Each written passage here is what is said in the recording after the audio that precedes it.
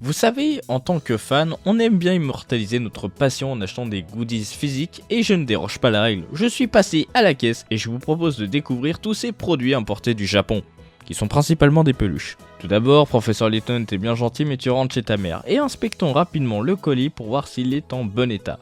Roger, rien à signaler. Ouvrons délicatement cet énorme paquet en prenant bien soin d'être sûr que si je me loupe, le ciseau part directement dans le carton. Heureusement, cette fois-ci j'ai réussi. Bien évidemment, on va ignorer cette instruction en japonais qui parle d'un cutter, c'est pour les faibles. Écoutez juste cet idiot en train de flexer car il est capable de lire 3 pauvres kanas. Kata. Chose qui fait plaisir à voir, les produits sont bien emballés. Sauf que je reste quelqu'un de maladroit. C'est une fin de tournage pour les peluches neuves à peine sorties du carton qu'elles sont déjà finies par terre. Espérance de vie, 0. En plus, ça le fait marrer. Ah purée. Continue plutôt à déballer, voilà, c'est bien.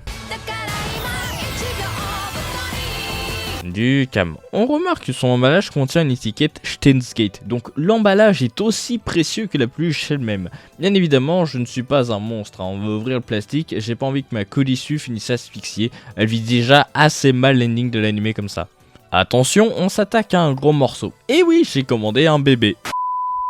Et oui, j'ai commandé une version jumbo de Hatsune Miku. Bon, offrons-lui aussi un peu d'air car je sens qu'elle a envie de pousser la chansonnette.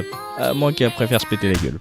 Enfin, il reste ces petites cartes qui sont juste de bonus. Bon, voyons tout cela plus en détail. On commence avec la peluche de Kurisu Makise de Good Smiles en style chibi. On remarque un certain nombre de détails comme les multiples types de tissus utilisés pour donner des textures différentes, notamment au niveau de la cravate. Les fétichistes seront ravis car ils pourront sentir ses dessous de bras. Oui, dans la série, ce qu'elle porte est clairement un manche longue, donc pour moi aussi, c'est un mystère. D'ailleurs, t'as quelque chose à ajouter ? On n'a pas l'air de pouvoir lui enlever sa veste. Ah ouais d'accord, il veut la foutre à poil. Quel pervers. Non, plus sérieusement, on ne peut pas enlever la veste car elle est cousue. En termes de design, les pieds très ronds comme ça rappellent un personnage de, je sais pas, Megamind ou quelque chose du genre. J'aime notamment le fait que Kurisu rougisse, mais reste impassible, ça rend la peluche assez rigolote. L'étiquette reprend le logo de l'animé et non du jeu. Ce qui fait plaisir, c'est le détail au niveau de la veste avec le bord blanc qui est notamment collé. A savoir qu'il y a une feature cachée. En effet, vous pouvez transformer Kurisu en Super Saiyan en relevant ses cheveux, donnant Dark Kurisu. Non, je déconne.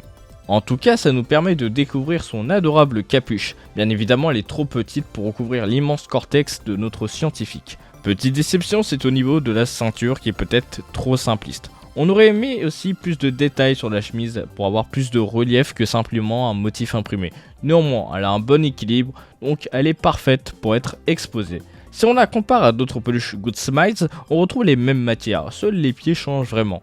A noter qu'il existe une version jumbo de cette peluche, mais mon banquier m'a fait une prise de catch pour m'empêcher de l'acheter, hélas. Goodie suivant, et non, ce n'est pas une araignée, mais bien Megavolt, qui appartient à la célèbre collection Pokémon Fit, qui depuis quelques années reprend l'intégralité des Pokémon en petit format, dans toutes leurs formes, en omettant les dimorphismes sexuels discrets, les méga-évolutions et les primo-évolutions, pour une raison qu'on ignore. Néanmoins, cette collection fait plaisir car elle permet d'avoir en peluche des Pokémon qui n'en avaient jamais eu jusque-là, comme Megavolt justement. Je suis vraiment fan. Le bout de ses pattes est durci, les couleurs sont très flashy, il y a des petits détails comme les points bleus dans une matière différente, le relief au niveau de la tête. Le fait que les pattes soient légèrement movibles rend la peluche très cool. Néanmoins, elle est à éloigner de tous les arachnophobes. Heureusement, Kurisu est très courageuse. Goodies suivant.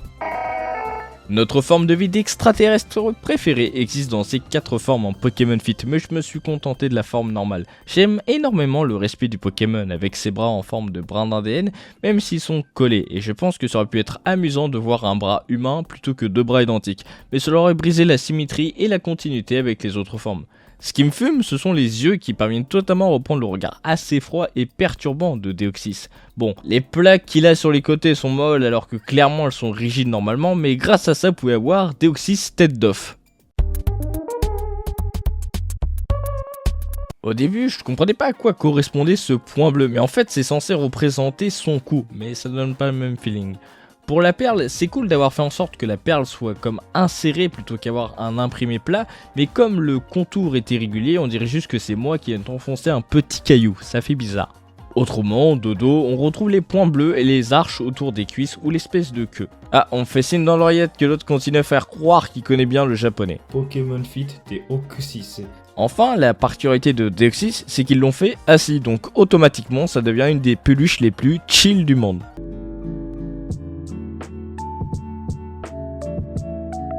Goodie suivant, on reste sur la 3ème génération avec Parkour qui vient de lâcher une caisse vu comment il est apaisé. Son expression est très fun. J'aime le détail de ses griffes fait dans une matière différente. Et là sur mon modèle, les rayures du dos ne sont pas super bien alignées. Il y a toujours le détail des coutures serrées pour délimiter le contour. Il a même ses touffes de poils qui ressortent, mais ça fait un peu bizarre car ça tranche avec le reste de la peluche. Le pauvre, son fessier est toujours aussi plat. D'ailleurs, contrairement aux précédentes peluches, il est rempli de billes et est destiné à être exposé allongé comme dans le jeu. Sinon, on dirait juste qu'il est mort en fait. Goodie suivant, on quitte les feats mais on reste sur du Pokémon avec la collection Psycho Soda Refresh qu'on pourrait traduire par le meilleur soda rafraîchissant. Et là vous allez me dire mais quel est le rapport entre un soda et Funessir? Eh bien c'est très simple, il faut savoir qu'au Japon, donc on remarque que Funessir a comme toujours un petit sourire mesquin au coin prêt à aspirer notre énergie vitale. Il est bien rigide comme il faut, on retrouve les détails de la bougie fondue donc il tient bien contre le sol. Je suis très fan de ces petits bras tout mous. Petit regret au niveau de la mèche, ça fait un gros bloc. Il aurait été intéressant de la décoller pour donner plus de relief, sans avoir ce côté gros bloc vraiment. C'est dommage de voir que la base de la flamme est complètement uniforme alors que c'est une bougie en train de fondre. Ça fait trop net. Alors pour la couleur bleue, c'est compliqué car en fonction des jeux, la flamme de Funessir change de couleur, donc on peut facilement le confondre avec le Shiny. Mais là, il n'est pas chromatique. Néanmoins, si les Pokémon Fit proposent des paper tags assez classiques, ici SSR, ouais bof comme raccourci, nous propose un très joli paper tag. Alors oui, je ne comprends toujours pas le rapport entre les deux, mais pourquoi pas. Le détail qui fait plaisir et l'étiquette tout bonnement magnifique. Certains peuvent se demander pourquoi j'ai pas pris la version Fit. Tout simplement car on dirait que Funessir s'est fait marcher dessus par un tauros ou alors qu'il a pas mangé depuis des semaines et ça me fait de la peine.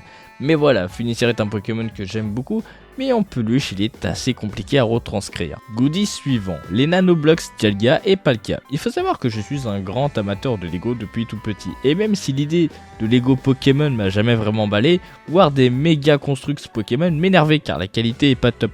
Les Nanoblocks sont sympas en termes de qualité, mais c'est pas foufou en termes de design. Du coup, de dépit, je me suis rabattu là-dessus, car les gros Nanoblocks commencent à ressembler à quelque chose. Cependant, entre ma précommande et la réception du colis, a bien évidemment été annoncé les Lego Pokémon. Bon, on sait pas encore à quoi ils vont ressembler, mais du coup, je regrette un peu mon achat. Toutefois, finissons sur la meilleure des notes possibles avec le dernier goodies, Jumbo Hatsune Miku. Pendant des années, j'ai voulu avoir cette peluche, mais j'ai manqué le coche de sa sortie et elle était introuvable. Sauf que je bénis Sega, car ils l'ont réédité et je me suis jeté dessus. A savoir qu'il existe des Jumbo à l'effigie d'autres Vocaloid. Pour la blague, j'aimerais qu'il fasse Teto, même si c'est pas une Vocaloid. Que nous offre cette peluche? Une merveille qui n'entre pas dans le cadre et un constant panty-shot. C'est une chibi, donc sa tête est juste énorme, son fond peut concurrencer celui des personnages de Code Lyoko sans aucun problème. Les cheveux sont faits avec des plaques épaisses, collées ou non. Remarquez que Miku rougit, en même temps les culottes à l'air, tout le monde réagirait pareil. Mais en termes de matière, c'est très intéressant, car ce n'est pas du tissu, mais une sorte de poudre solide appliquée avec un pinceau. Donc ça se gratte et ça risque de partir au lavage, mais ça donne vraiment l'impression que Miku rougit. Par exemple, Kulissu, on retrouve aussi le rose, mais il y a des traits pour appuyer son expression. Comme toutes les autres peluches de la collection Fuwa Fuwa, elle a de grands yeux. La cravate est nouée, mais ne fait pas le tour du cou de Miku. Sa petite veste est attachée en une pièce, mais on retrouve les points bleus. On peut même regarder son petit bidou. Elle n'a pas de nombril, mais il y a le détail de la sangle, donc clairement c'est le modèle V2 qui est représenté. La jupe est dans un tissu plus fin, on voit au travers, mais elle est bordée par un tissu bleu qui lui donne plus d'épaisseur, donnant un chouette résultat. Sous la jupe, on voit plus en détail la culotte qui ressemble plus à une couche du coup. Au début, je regrettais qu'il n'y ait pas de motif, mais au final, c'est une bonne chose car ça aurait été trop distrayant. Le paper tag est une merveille. Il contient un artwork exclusif de Fuwa Fuwa Miku, qui prend une pose qui est impossible à donner la peluche, mais pourquoi pas. D'ailleurs, ça déconne pas car il y a le nom de designer sur l'étiquette, à savoir 3 mars. Je suppose que c'est un jeu de mots. Le QR code redirige simplement vers le site Fuwa Fuwa. Pour que Miku puisse tenir assis, enfin en théorie, elle a des grosses cuisses. Bon ouais, on a vu que ça marchait à moitié. Pour les bottes, elles sont sympas. Bon, les points bleus font pitié car elles semblent sortir de nulle part et être mis un peu au hasard. Pour le dos, la continuité des pointillés au niveau de la veste est respectée. Ils ont essayé de refaire son col avec plus ou moins de succès. Sincèrement, je comprenais pas ce que c'était que ces petites mèches bleues qui dépassent, mais en fait ça, en fait c'est ça. Ouais. Pour les bras, elle est très musclée et ils sont rigides. On retrouve le détail du tatouage qui est assez fragile car il s'effrite facilement par exemple si on le gratte. Les manches sont collées mais ne disposent pas de détails futuristes comme sur l'artwork officiel. J'aime le fait qu'elle soit légèrement trop grande, la doublure en épaisseur bleue est bien vue.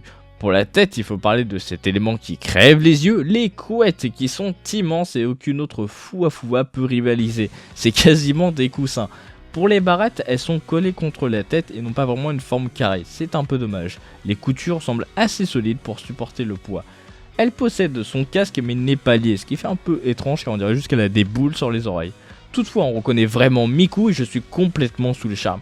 Mais c'est vrai que son manque d'équilibre est plutôt frustrant, il faut la caler contre un mur. Voilà, si vous êtes passé à la caisse, n'hésitez pas à taper vos meilleurs selfies. Bien sûr, votre lit étant déjà occupé par un Dakimakura, vous laisserez la place restante à Miku et vous pourrez désormais dormir sur le canapé. Voilà ce qui conclut ma petite review, vous pouvez partir. Néanmoins, pour ceux qui sont intéressés par le coût total, l'expédition et les difficultés de transport, n'hésitez pas à rester. Merci pour votre écoute.